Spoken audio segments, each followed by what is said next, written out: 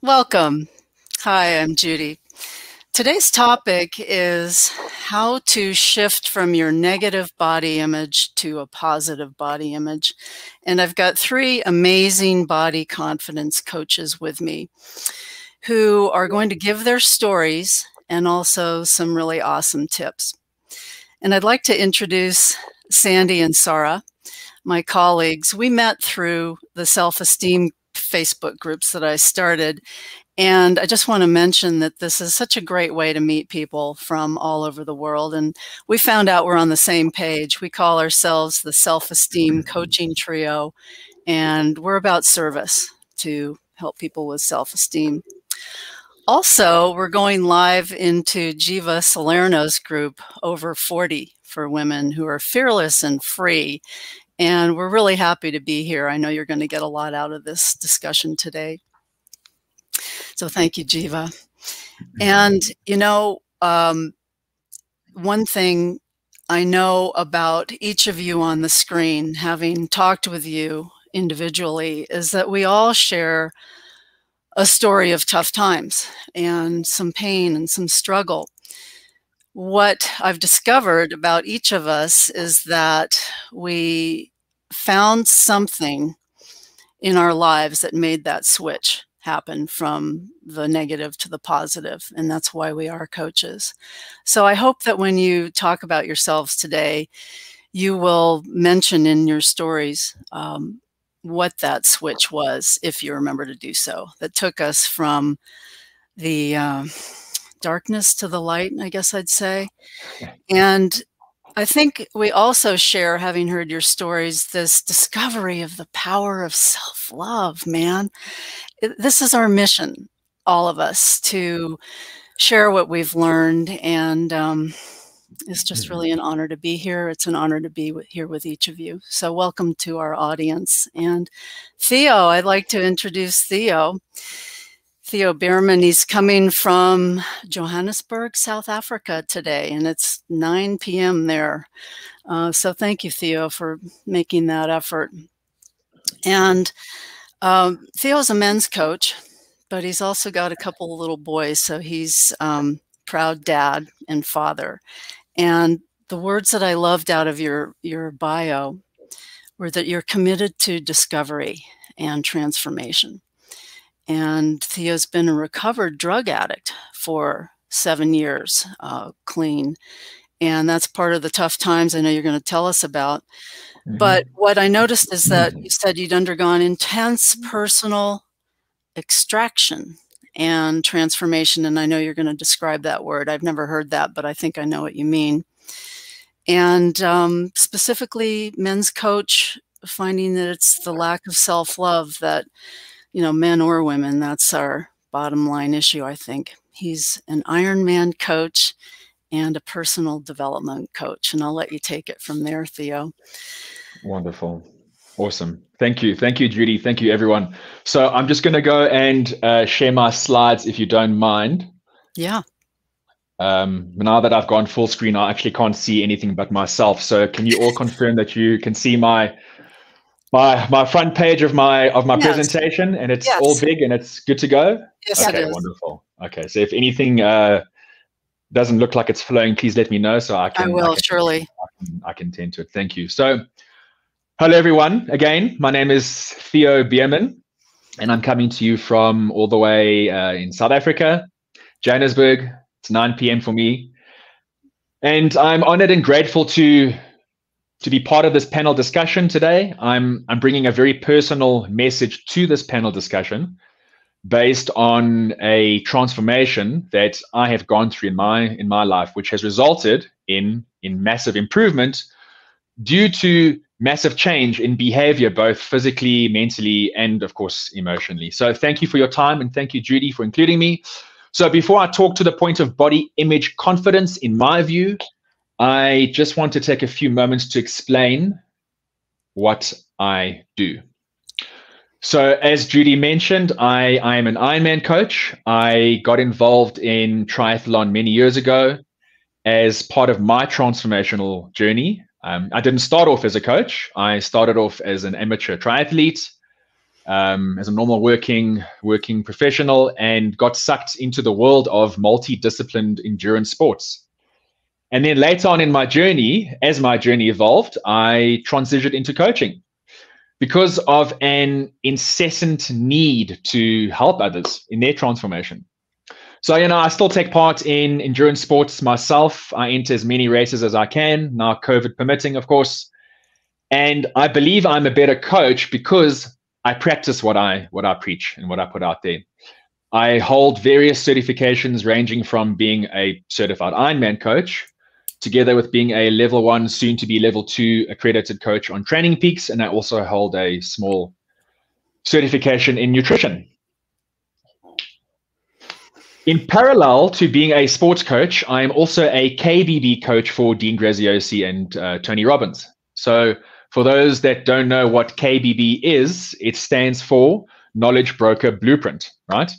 And basically, it's a program that was designed by Dean and Tony together, which has literally turned into a global movement riding on the back of self-education.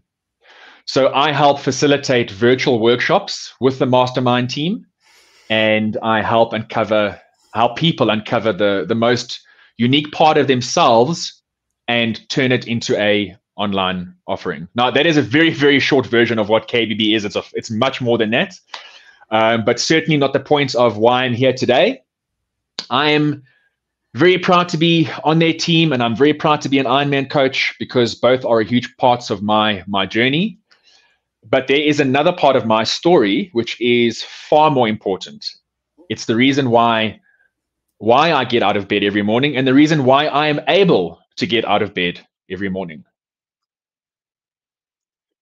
So before I'm anything, I am a recovered drug addict. I have been clean for 7 years now. In fact, this Sunday coming will be 7 years exactly. So it's a big day for me.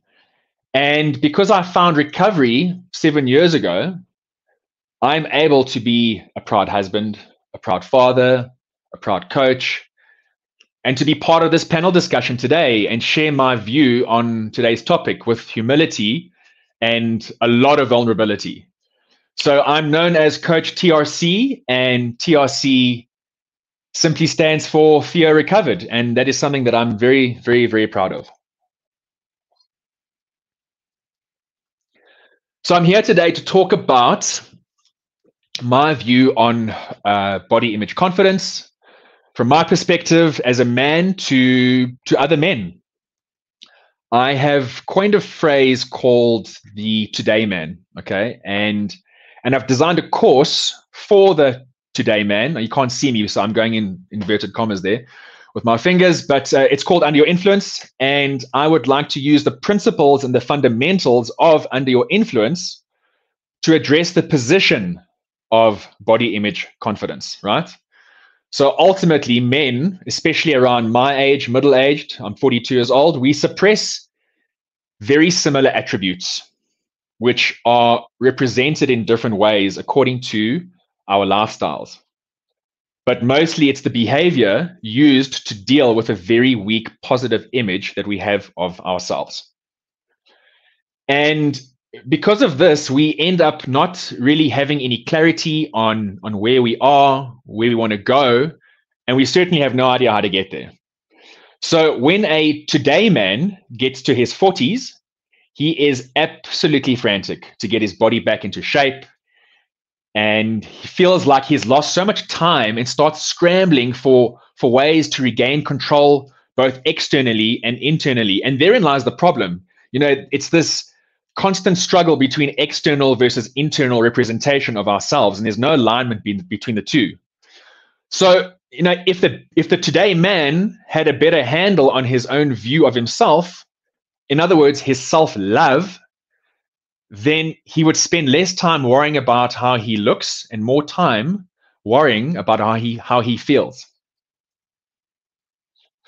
So ultimately, Under Your Influence is a program that addresses emotional well-being in 4 stages, or 4 pillars, as I like to call them. So when I think about body image confidence, for me, I believe it is very important to acknowledge the importance of self-love first. That's my theme. That's my major theme of what I do and what I talk about outside of all of my other coaching. And once we overcome that lack of awareness, we can start to anchor in our self-value, which is something that we often lose sight of because of our external attachment to our body image confidence. So that's the second stage, or pillar rather, of getting on top of your emotional well-being. So when the today man has addressed his self-love and his self-value, he can start to work on his self-sabotage, right? Which is the third stage. This is where we start to ask ourselves real questions. Is my problem body image confidence, or is it something else? And if it is something else, well, then it's time to get real. And once we have addressed self-sabotage, this very real issue of self-sabotage, then we can finally start to cultivate self-confidence. But none of those can be the end goal. And I can't stress this enough. None of those can be the end goal because they aren't separate. They are connected. Emotional well-being must be the end goal. Alignment must be the end goal. So what is self-love? What is masculine self-love? And is there a difference? So for me, self-love is the view to ourselves. As a man, it's the view to myself first and foremost, in my view. If this is tarnished in any way, big or small, we absolutely jeopardize our ability to get the best we can out of our lives. I think love is beyond everything and anything, right? But when vulnerability comes into play, we run for the hills. So as men, or as a today man, we need to learn to love with vulnerability. And loving with vulnerability allows us to be more authentic with ourselves. So now this is like an inward view, right, towards ourselves. There is also an outward view of loving with vulnerability that increases your self-love. And that is being authentic about loving others with vulnerability in front of you so that others can see you do this. And when you visibly do this, you will see how your self-love elevates you, right? And you start to believe in yourself again. So as men, we lose sight of this because we can't step into the place we need to be in order to activate this awareness and just turn it on. So the actual point I'm trying to make here is that we tend to give more attention to resolving our body image confidence, whereas we could make more progress in uncovering deeper rooted feelings by looking at our self-love. So when it comes to self-value, this is where we start to anchor in the importance of identifying our true core competence. And in most cases, we lose sight of what we think it is all the time. So maybe, we knew at one stage in our lives, but we forget. And life is hectic. Life is crazy. We're going to forget. There is much more power in simplicity. There's so much power in simplicity. Simply listing 2 to 3 things in your life or in your job, on your job that you would never outsource or ask anyone else to do can give you a better view to your core competence. Looking backwards at previous successes you had and listing those skills that you needed to acquire to achieve that success, that can also give you a view to your self-value. For me, getting to know your real why, getting to know my why, helped to uncover my core competence. And the reason why I get out of bed, as I said earlier, is because of recovery. So I am competent in recovery, and from competence comes growth, because you'll naturally want to extend past yourself. But there is one more part of self-value that is key. And in men, this is a big one. It's learning to forgive yourself. Now, for me, I'm an addict. So this was crucial, right? Every man's instance is different, of course. But when you learn, or rather when we learn how to forgive ourselves, we have a much better view to our self-value. So when it comes to self-sabotage, right, after spending time looking at our self-love and our self-value, we are better equipped to identify that nasty little dragon that we need to slay, because it is that dragon that holds us back. And the thing with self-sabotage is that we invite it in knowingly. All day long, we refuse to take accountability for our actions. And in doing so, we self-sabotage. So working out what your one big thing is and giving attention to it and modeling your behavior on a daily basis to address that one big thing will bring immediate results. So if your one big thing is your body image confidence, then model your behavior to address it. That's if your one big thing is body image confidence. If it's not, and you say it is, but it's actually not, then maybe it's time to let go of something else, right? Something else that might be masking itself as a need to address body image confidence.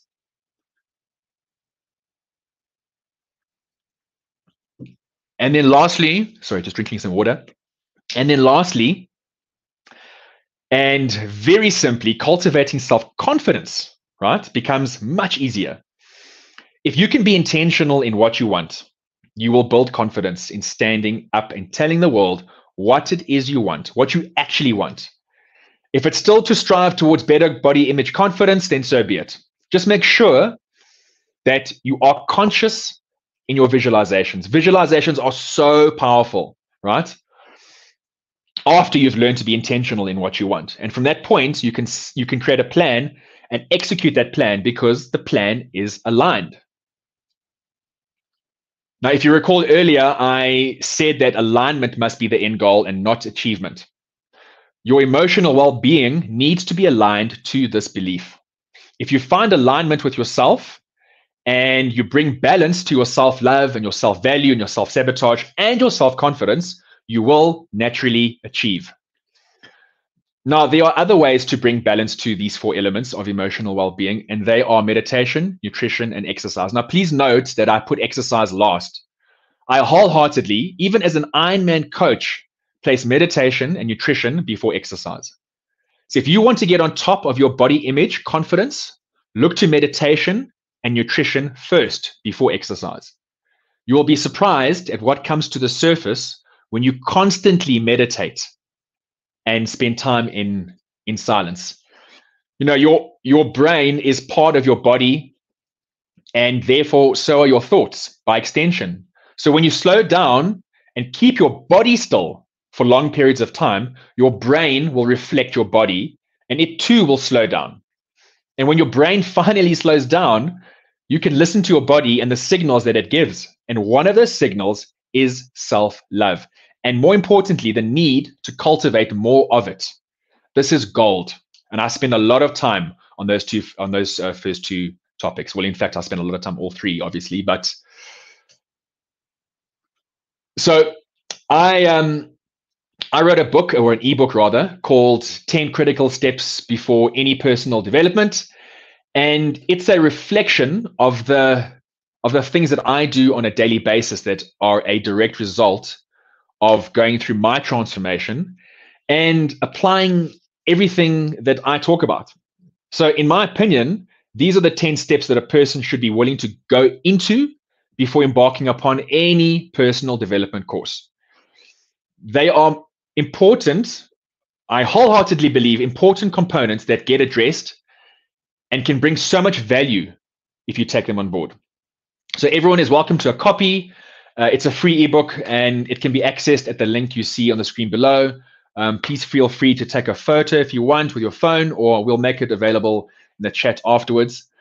But really, there's one step in this book, which is the last step, and I'm probably ruining the experience by jumping into the end if you do want to read it. But the step is called ego versus vulnerability, right? In other words, letting go of your ego to make room for your vulnerability. Vulnerability can serve you better than harm you. And that's important to note as a man, right? And it can lead to creativity and change. That's what it did for me. So men who lead with their egos first block their view to their best projected future. That's what happened to me. Men who lead with vulnerability can make a lasting impact on themselves and the world around them. That's what happened to me. So stepping into your most vulnerable self will give you a platform to live authentically. And most importantly, transparently too, because you drop the veil. The veil is gone. No more hiding behind hidden agendas of fear, of self-loathing, self-hatred, self-judgment, which all end up being projections placed on others anyway. I did that. So vulnerability leads to truthfulness coupled with humility, and the power, in my view, derived from living a life governed by vulnerability and not ego leads to a transformation that you did not think was actually humanly possible. Just a quick note on the today man, because I kind of started off on that and then I just dropped it. So, I see the today man as a man who wants to master new skills by reducing complexity and time, but still have quantifiable results. He wants to accelerate his progress to master skills he failed at in the past. He's tired of the hustle of every single day and tries to keep up with the demands that he places on himself. And while he wants all of this, he also wants to get a better grasp on his body image confidence. So when we hit middle age, we feel rushed. We feel like we don't have time. So another way to deal with this feeling that time is running out is by practicing progressive mastery. We progress to perfect, and even if we don't perfect, we still grow. So, you've all heard the phrase progress over perfection, and it just means creating a starting point. That is why we practice progressive mastery. It doesn't happen overnight. It's a process, it's a journey. And, as we journey through life, we collect and we learn and we succeed and we fail. But in all of those iterations, there is one thing that holds true, and that is growth. If we take a progressive approach to anything we want to master, then we leave no room for error as we try to systemize our efforts. And we can systemize our efforts in anything by leveraging applicable frameworks that actually have bearing and meaning. So that's me, really. Sorry, Judy, I took a bit longer than 15 minutes. I just want to finish on one more slide. So for those that want to learn more and know more about it, there are two ways to get into the course or the program. I have an online version and a one-on-one coaching option. The online option is an on-demand portal hosted on Kajabi with a plethora of video lessons and accompanying tutorials and worksheets on the extractability framework. That's the four-pillared approach that I spoke about. It's supported by a massive resources section providing an accountability planner that I designed, access to a private Facebook group with like-minded men going through the extraction process. And there's a huge bonus section, which is broken down into meditation, nutrition, and exercise. That's why I spent some time on that slide, because that's part of the supporting material of the framework. It comes with an ebook, which you've already seen, and you'll have access to it if you want. So the total value of the online course is $1,700, but it's offered at a discounted price for now for $597. For a limited time only, the normal sell price is $797. If you want to check it out, you can go to my webpage, coachtrc.com/under your influence, but we'll make this available to anyone that wants to see it. And then, sorry, just going back one more, my one-on-one coaching option, it's an 8-week program, a very intense, laser-focused 8-week coaching program with a dedicated one-on-one session bi-weekly, well, twice every week for 8 weeks. So the first 6 weeks, we go through 30 modules, 4 modules per week. There's a 60-page workbook. It sounds overwhelming and intense, but it's very, very, very to the point and very, very laser focused in what I've just spoken about for the last 15 minutes. It includes lifetime access to the online course, the resources and the bonus section that you'll see in my link in the section before. It includes access to the ebook. It also includes lifetime access to an accompanying course that I designed called 14 Days to Progressive Mastery for the Today Man. So this is a course, a specialized course that I designed for my one-on-one coaching clients. So in the last 2 weeks of the 8 weeks, after we've all extracted together, we use the 14-day program to apply using a 10-step process that I learned through high-performance coaching with Brendan Burchard. And we take everything you've learned in the extractability framework and we apply it in a 14-day, high-intense, laser-focused session to get you to where you want to go. right? The total value of this package is $4,000, but it's offered at a discounted price of $1,500. And it's very, very, very a small group, because I obviously can't get to a lot of people together and give them my full focus. So if you are interested, please let me know at either of those two links. And yeah, that is it. That's me. Wow. Theo, you give me so much hope for the planet with, I think what I've learned in Qigong is that all of us, male or female, need to balance our male and feminine energy. So thank you very much for that. Thank you very much for that. I especially liked your alignment versus achievement ideas, and vulnerability and authenticity. Thank you very kindly, Theo. Thank you. Wow. Thank you very much. Well done. Next, we have Erica. If you'd like to unmute yourself, Erica. Let me put you on the full screen there for a sec. Yes. While I read your bio. I love that Erica is an anti-diet advocate and a radical self-love coach. And she works to help clients deprogram themselves from the diet culture. Oh my gosh. Improve body image and live from a place of true self-acceptance. Former hairstylist, obviously, beautifully. And Erica's been working with women for 20 years. She says to embrace their raw beauty and improve their confidence. And I love that you say this. Her clients describe her as a gentle badass. Yep. Who oozes love and compassion, but not afraid to speak up or disrupt the status quo. She's dedicated to helping women and pursues this mission with conviction and passion.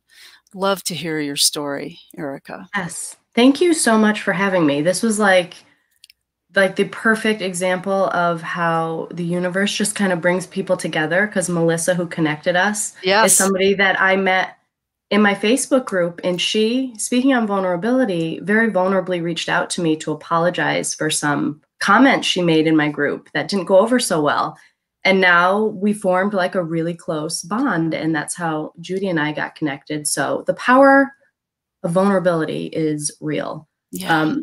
But yes, my name is Erica Beal, and I am a radical self-love coach, anti-diet advocate, and mom of two.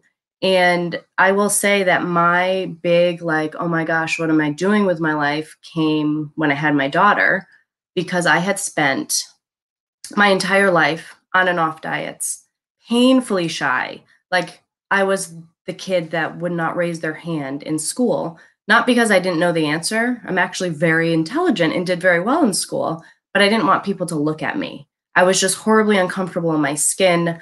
I can remember my first diet being in middle school, and my 8th grade graduation is like marked with this big accomplishment that I thought I had made after having some dental surgery done and losing weight. I was excited in 8th grade that I got to buy smaller clothes because I had been on a liquid diet. That is how invasive diet culture is. And these messages that we get that we need to essentially shrink our bodies to be healthy, to be worthy, to be beautiful. So I spent my adolescence just like spiraling in self-loathing, hating my body, disrespecting my body. After I graduated high school, I found myself just like not sure what to do to love myself. I had pursued a career in hairdressing. It was like the only thing I wanted to do, despite nobody in my family wanting me to do it. I was supposed to be a doctor or a lawyer or something like that, but I did it anyways. But then I spent 10 years connecting with women on such a deep level. And I was the stylist at the salon that was like, I want to talk about like what excites you and what lights you up, not how to make you look younger.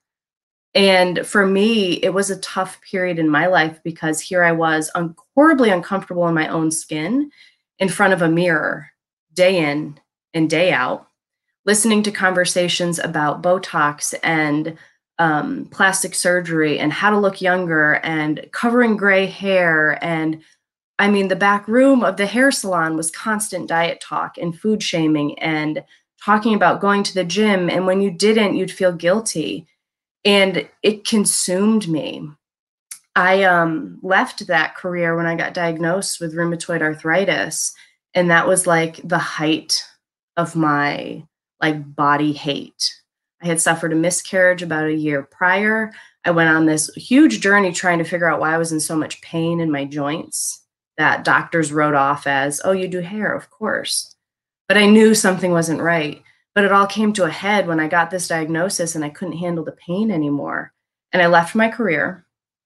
And then 3 months later, I got pregnant with my first child, my daughter.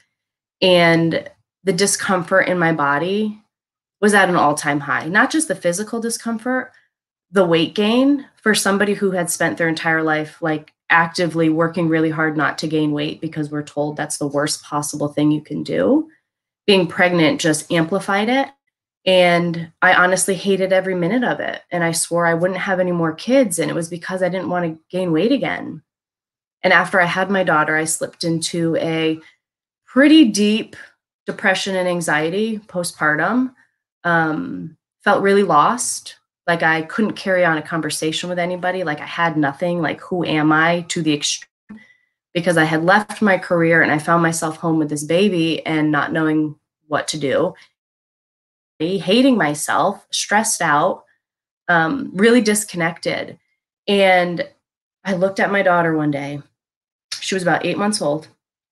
I was borderline obsessive with what I was feeding her because I had said, like, before I had kids, they're not going to have my messed up relationship with food.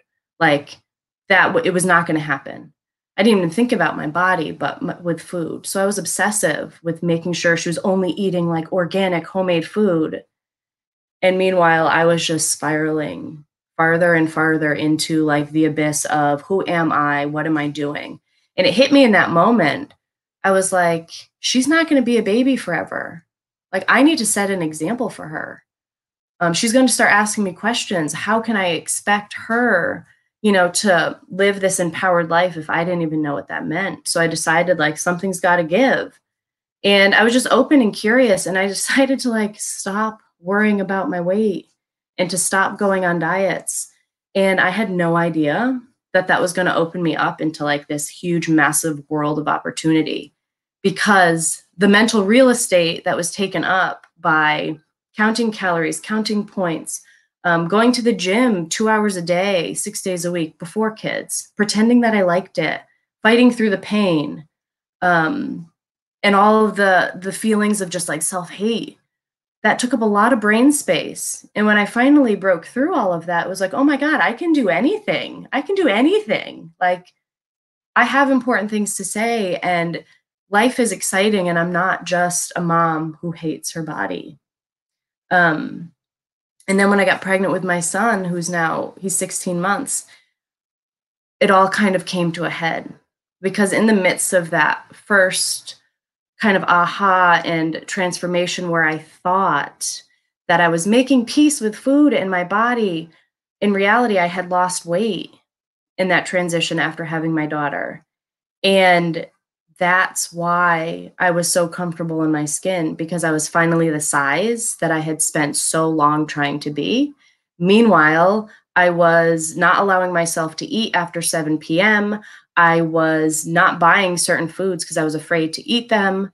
I was terrified when I found out I was pregnant. I was like, oh no, here we go again. I'm going to gain weight. But I tried telling myself like, oh, it's going to be different this time because I am eating better. I gained weight. I gained the same amount of weight. But the difference was, at the beginning of that pregnancy, I decided I wasn't going to focus on it and I wasn't going to care about it. And the scale exited my life. I switched doctors because one of them commented on my weight gain. And I'm like, this is really, really unproductive, because the messages that we receive all day, every day, right, are that we need to lose weight. That's the key to health and happiness.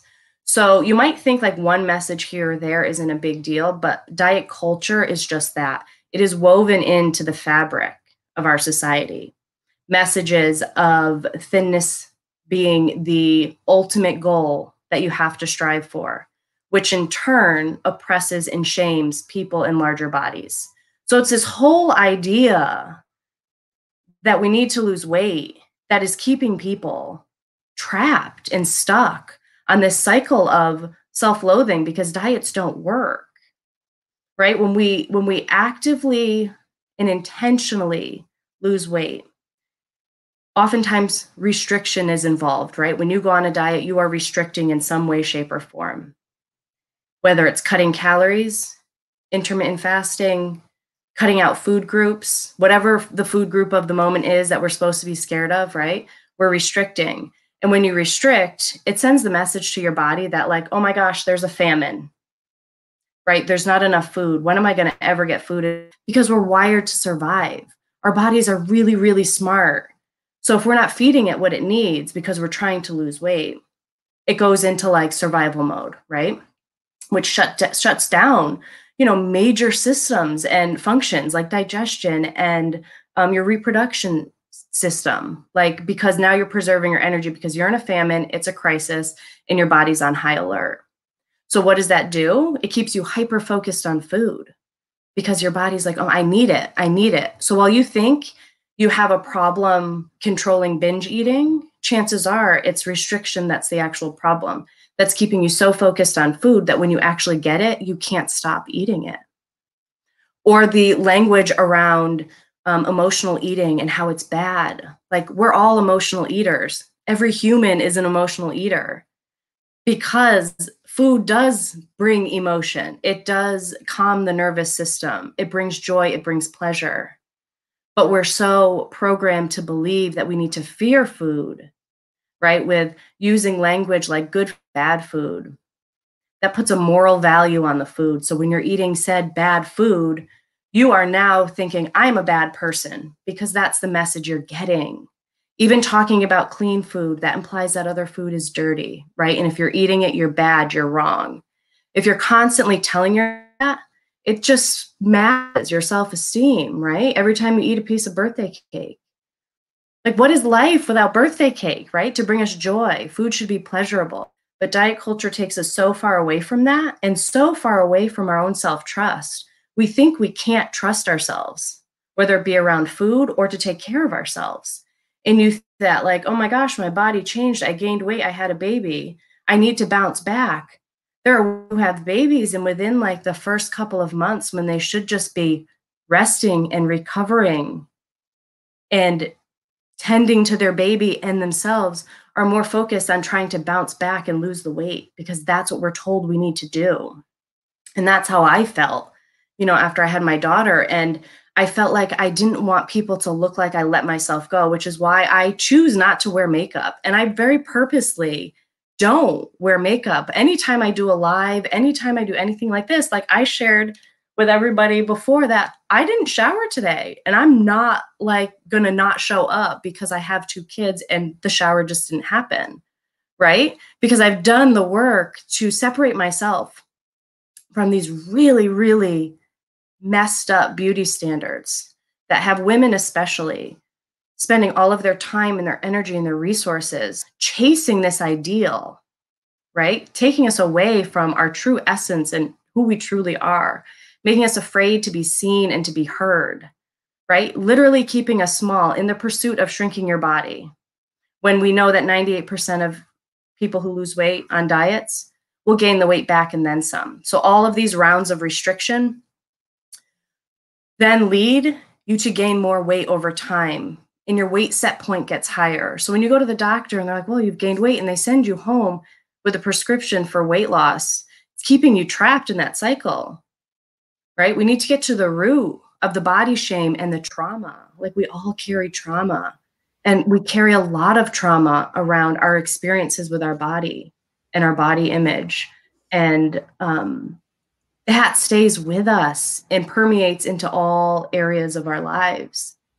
So in the work that I do, we work to like really get to the root of that body shame and come to a place of radical self-acceptance, which means no matter what, if you are not even just with like your size and your body, but like when you're going through something, when you are feeling low, when you're angry, when you're sad, all of the feelings, we honor them and we celebrate them and we accept them, instead of trying to hide it and pretend like, we're perfect and we fit into this box of perfection and like we have it all together. Like life is messy.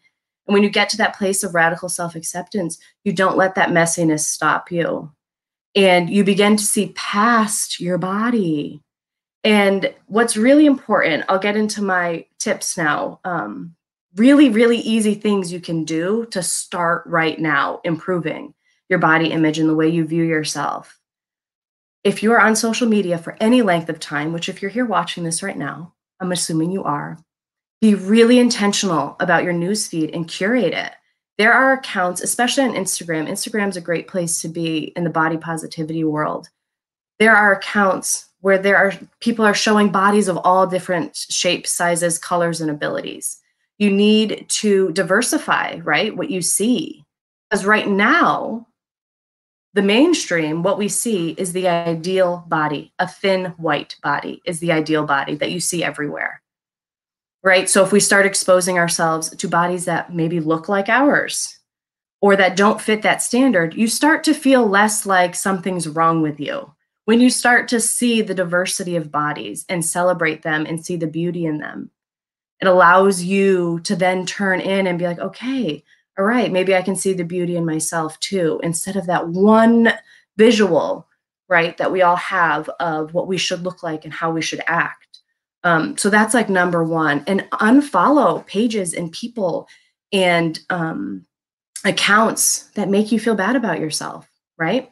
A lot of the Fitspo and the fitness pages, be really careful and intentional. When we see before and after pictures, not only is it triggering for people, but you're looking at a before picture. If you identify with that before picture, you immediately now think something's wrong with me because the before picture is the bad one, right? And I want to look like the after. I used to call myself a before, right? It's very harmful. So follow these pages and these people that are feeding you the message that you need to lose weight, you need to lose weight, because health is a whole hell of a lot more than weight. And if you're living in this place of body hate and shame and self-loathing, it doesn't matter how much weight you lose.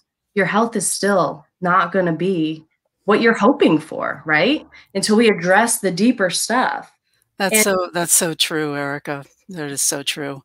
I worked in OB and ovarian cancer research for many years, and the women were giving it all away, trying to do all these things that you're talking about, but giving all their energy away, and got sick. So you have about 2 minutes to finish the tip, your beautiful tips, and any link you have to share. Yes. Two more tips. 3 more tips. I'll make them quick. Lose the scale, right? It's really probably not helping you with anything. You get on the scale, it puts you in a bad mood. It affects the rest of your day. You don't need it. Get rid of it. Wear clothes that fit the body you have right now. It's going to take work if it's a bigger size and that makes you uncomfortable, but to physically feel good in your clothes as opposed to wearing clothes that are too tight or uncomfortable, you're going to be thinking about your body all day long if your pants are too tight, right? So wear clothes that physically feel really good on your body, and stop avoiding the mirror. Start to befriend it, right? Look at yourself with no judgment.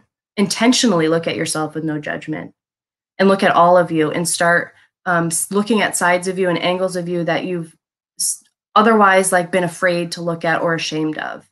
Bring them to light. Have compassion, kindness for yourself. So 2 ways to work with me.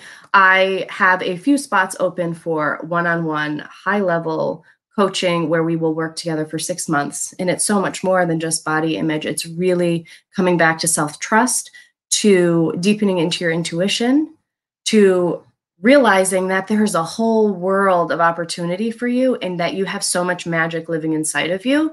I help you uncover it and get to the root of all of that, and, work on exploring and healing trauma and body shame so you can truly come to this place of radical self-acceptance.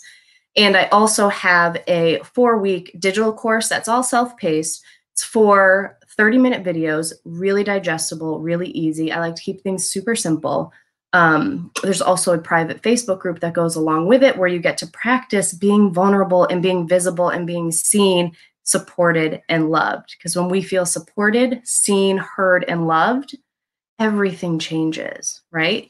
So that's a 4-week course. It's $197.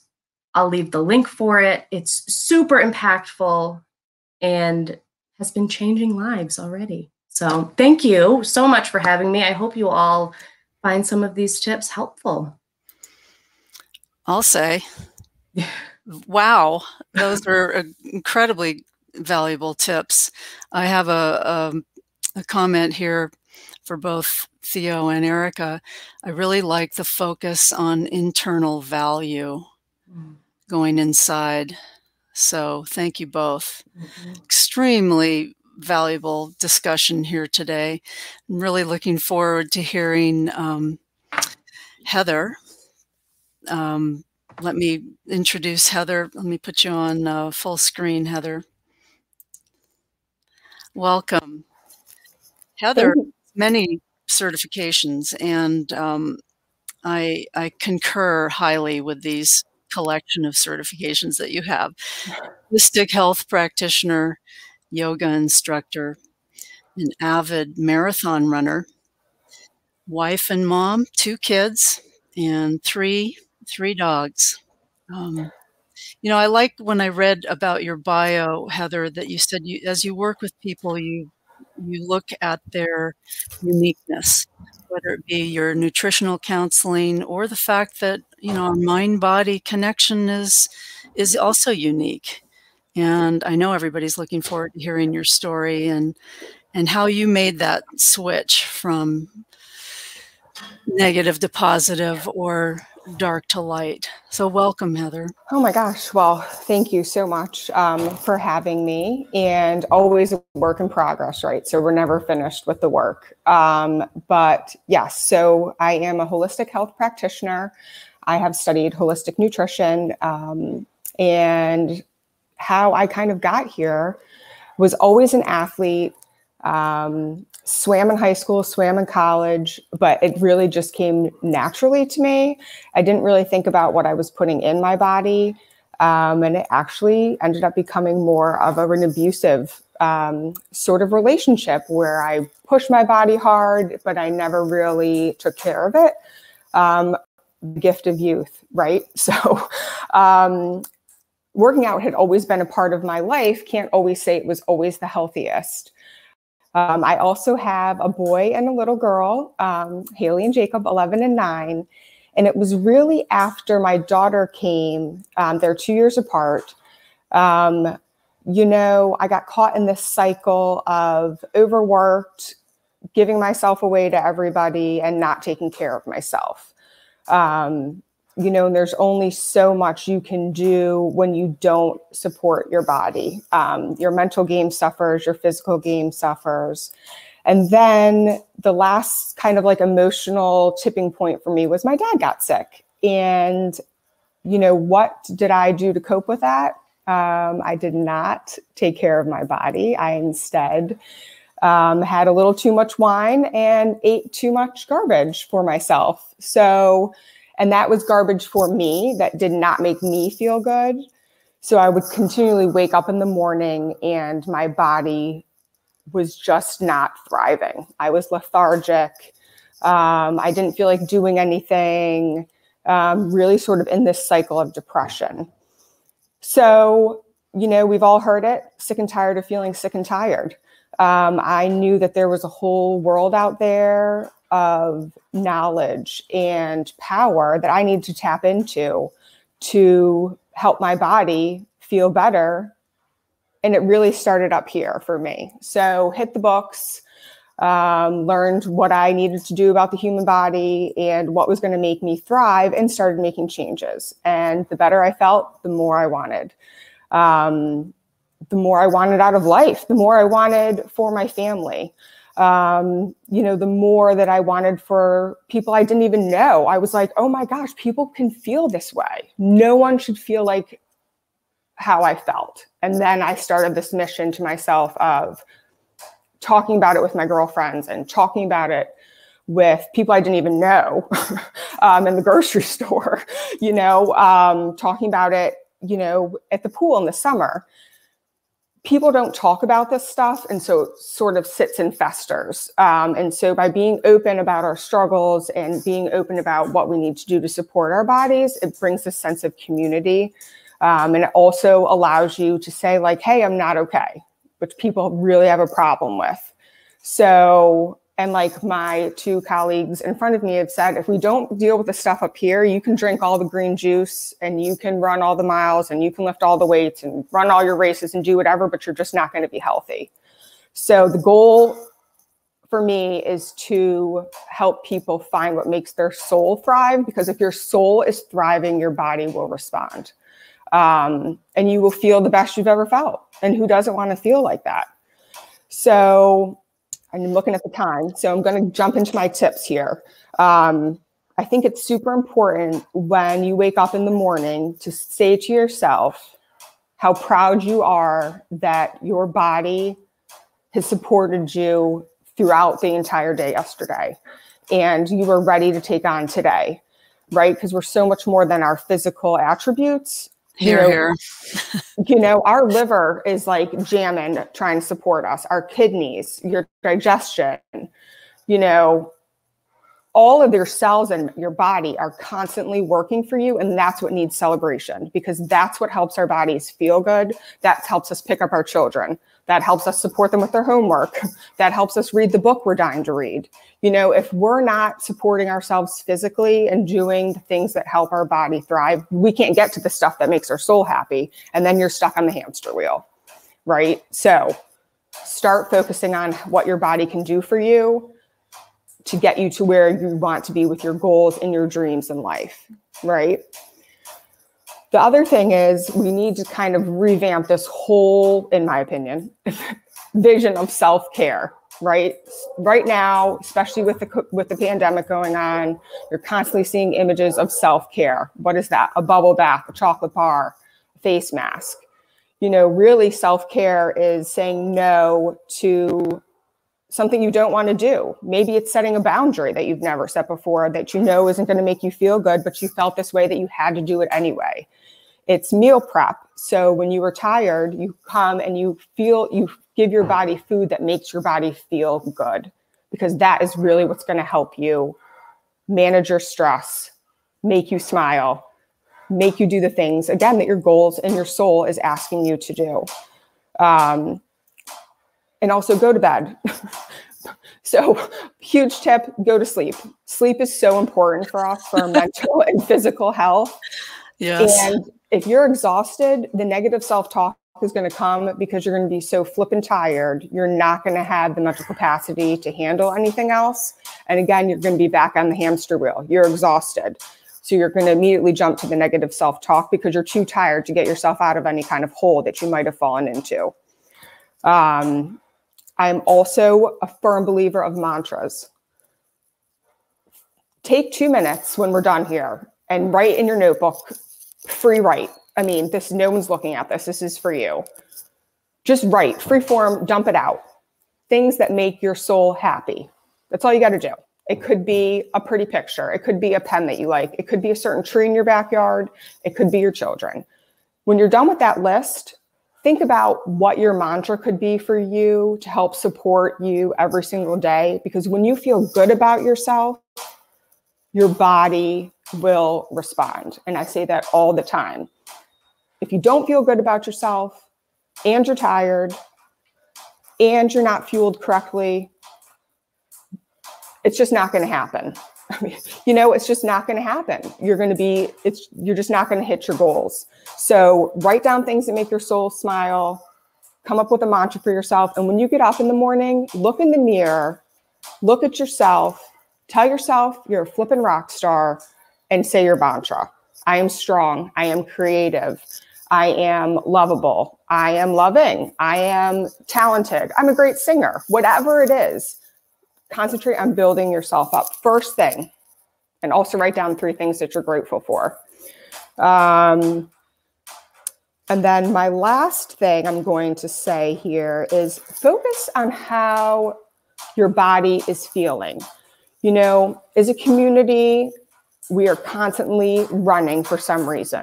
You know, the busier you are, the more important and happier you're going to be. I disagree.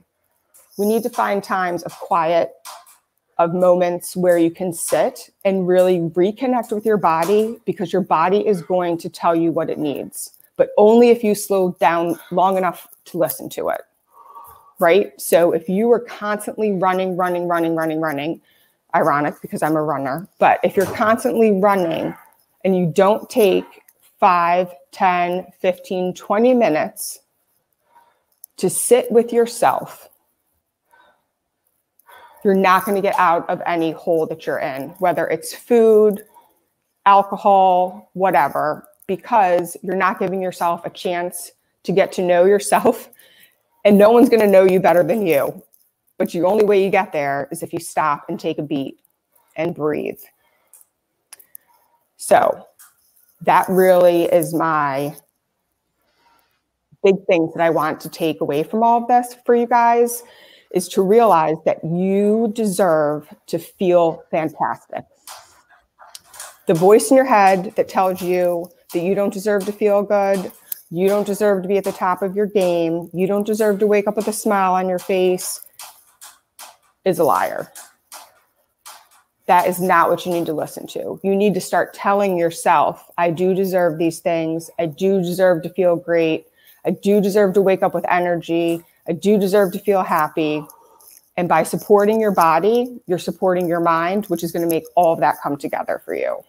And that is my biggest message that I can just put out there. You know, self-love and body image positivity isn't going to fall from the sky. You know, we got to do the work, and to do the work, you got to support yourself appropriately. And so with that said, I'm doing one-on-one coaching right now with people. You can find me at www.involveyourbody.com. I offer nutritional consulting. I offer yoga, meditation, you know, overall life coaching, you know, whatever we can do to help get you back on track. And back on track to me is making you feel fantastic, because that is what is the dream, right? We want to wake up and feel good because our goals are sitting there waiting for us. We just have to get out of our own way to get there. Feeling fantastic. Right on. So love your tips. Thank you, Heather. Yeah. Do what makes our soul feel good. Say no. Sleep. Huge. It's a challenge to sleep well. Gotta sleep. Mantras, and focus on how your body's feeling. I love them. Thank you, everyone. And Erica, who have we got on the line here? This is Scarlett. Can you say hi? Scarlett? No? Okay. and Jasper's going to grace us with his appearance in a moment, too. Wow, cool. I have a couple of questions here from our audience. I think I'll pass on the ones that I've already read that you've had a chance to think about. And who'd ever like to speak up, please do. I think these are two big concerns that our audience has. And one gal wrote in saying, I'm addicted to carbs, especially bread. And when I'm stressed out, that's what I want. And I can't stop. Would anyone like to jump on and offer some support there? I tried to put Sure, I will jump on. Can you give me 1 second, baby? Mm-hmm. Okay, thank you. First, the biggest thing is we need to remember to have so much compassion for ourselves in these situations. Mm-hmm. When you feel like you're out of control and like something's wrong with you, right? Because again, these messages, and I'd say carbs right now are one of the vilified food groups that you're supposed to be staying away from, when in reality, our body needs it. So it's really helpful to try to separate yourself from that part of it. So now if you're using it as a coping mechanism for, your stress, I would look towards the stress, address the stress before you're addressing the food, right? Because chances are the food's not the problem. It's just the coping mechanism. And when I was speaking on emotional eating before, it becomes a problem when it's your only one. So yes, we are all living in a lot of stress right now, but where can you say no, right? To echo like what Heather was talking about, where can we take some stuff off your plate in your life? And to just really be easy on yourself and know that like what we're experiencing right now in the world is like nothing any of us have ever gone through. And if you gained weight, if your body changed, it's okay. It's okay. Take it as a sign that you're here, right? And your body's working and it's protecting you. But just have so much compassion for yourself first and foremost. I'd like to add something small to that, if you don't mind. Yes. So yes, I mean, I agree 150,000% with what Erica said. The reason why I want to say something, and I hope I'm going to make a point that makes sense. I am 100% addicted to carbs. I can't get away from bread. If I see a loaf of bread, a piece of bread, whatever, that is my strategy. It goes down, and that's it. No one can stand in my way. I understand that inability to say no, because I have other issues that I mentioned earlier that I've got to be aware of. But so for me, it's the same kind of bubble that I have to exist in. So I'm aware of my problem, but I'd rather eat bread every day than take drugs every day. So that's very different. But the point I'm trying to make is there's definitely an emotional attachment to carbs and to bread specifically. Bread is easy. It's always accessible. You don't have to worry about, and I'm speaking from my point of view, you don't have to worry about cooking. You just, if you're hungry, get it, eat it, done, right? 5 minutes later, same action. You've got to break that habit. You've got to break that rhythm. There's this stigma behind bad carbs, good carbs, something in between. For me, the reason why I kind of let it go and I'm okay with eating carbs, and I literally eat bread non-stop. I'm very active and I burn it away a lot. So if you aren't able to immediately address the emotion that's attached to eating that carb, if you aren't active, try get active. And I'm not saying go and do an Ironman. I'm not saying go and run a marathon unless you want to. Go for a walk. Go for a walk. A simple walk will change your life. So that's all I wanted to say. I hope it made a little bit of difference. Thank you. Look for the moment. Look for movement that makes your soul happy. Don't look for movement that you think you should be doing, right? There's no should. Yeah. So, movement for health reasons is important, period. I mean, we just need to just say that. You have to move your bodies. But moving your body could be 20 minutes of yoga. Moving your body could be walking your dog up the street. Moving your body could be running Ironmans. Moving bodies could be swimming in a pool or doing water aerobics. But there's not one workout plan for even every single one of us on the screen, the 6 of us, right? We're all not going to have the same thing that's going to make our soul happy. So everyone out there needs to go find what makes your soul happy. And when you find it, that's what's going to make your body thrive. And that's what's going to help you. There's my fabulous. Thank you. One other question, and maybe you guys have, Sandy and Sara may have some others, but we should end within 5 or 10 minutes, I think. I think this was, she didn't mind. Her name was also Judy. I particularly hate my belly fat. I can't seem to say nice things to it. All I see are the models with their flat stomachs. And some of you have spoken to this already, but help in capital letters. Not everybody was on. We've had people come and go off the webinar today, but I'd love to hear each of your perspectives on this. To maybe start with Erica again. Sure. Yes, this goes back to what I spoke about with diversifying the bodies you're exposed to and what you're regularly seeing. If you are seeing just the models and that ideal body type, you are just going to keep getting that message that your body is wrong. And that status and health and beauty and worth comes when you reach that like model look. And that's not realistic. And it takes away from the beauty that is body to body in all the shapes, sizes, abilities, and colors. So really be so intentional about what you're exposing yourself to and what you're consuming, especially on social media, because I feel like that's the easiest place to really curate and be intentional and seek out. I could give you a whole list of people on Instagram to follow that will make you like fall in love with your belly just by watching them do it. And they are. Would you post some of those in the comments when we're done? Yep, that would absolutely. be fabulous. And you know, I think we've really moved to, in the last, I don't know, 40 years, to the boy body, idealizing the boy body as a woman, you know, where I always give Marilyn Monroe as an example of how voluptuous she was and how attractive, you know, and we've just got to, yeah. And that goes to show too how beauty standards change. Yes, exactly. And they're completely made up. They're completely made up by whoever decided this is fashion industry or the diet industry wants us to. And then we try to contort our bodies to fit whatever. I mean, Twiggy, Marilyn Monroe, like the whole range of it. Right. And it leaves us totally out of touch with our own bodies.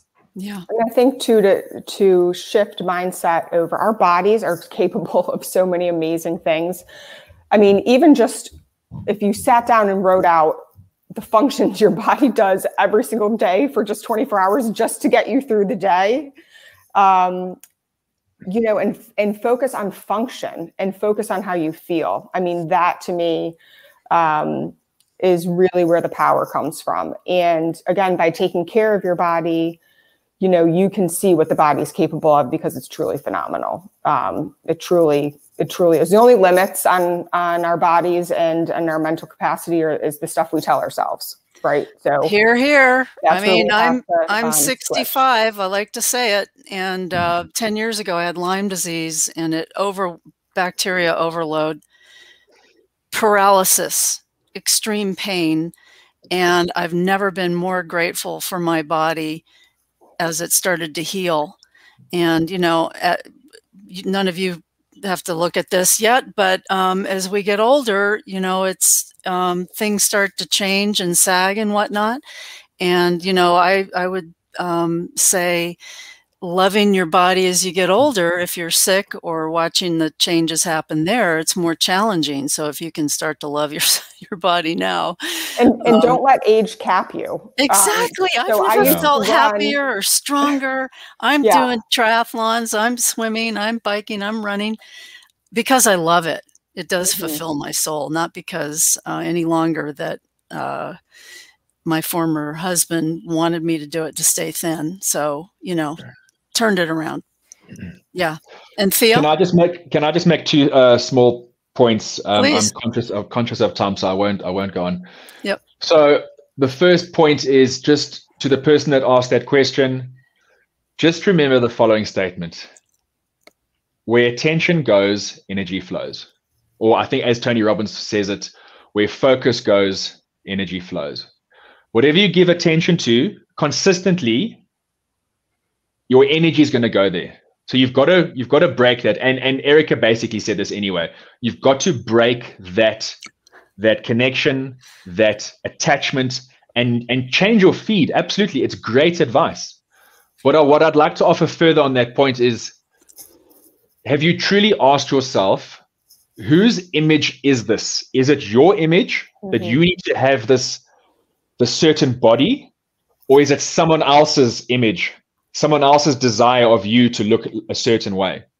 Because if you don't know the answer to that question, then find the answer. You know, and if depending what the answer is, it's going to point you in the right direction. But if you haven't asked that question, if you don't truly know if it's you or someone else, find out, and that may give you the push in the right direction you may need to go to find that answer. Yeah. Beautiful. And having done a lot of energy work, Qigong, acupressure point tapping myself, I have to say, and probably the oldest person in some of these groups, what attracts me the most is not what somebody looks like, it's the sparkle in their eye, you know, the passion for living, or the desire to have the passion, you know, the desire to grow and heal and be happy, especially in this tumultuous time we're living in. Sandy, Sara, do you have any final words that you'd like to share? I know you haven't said anything yet out of respect, so. Yeah, hi. Firstly, I could listen to you three all day. I know. Thank you. Theo, I'm a KBB coach as well, so it's nice to meet another.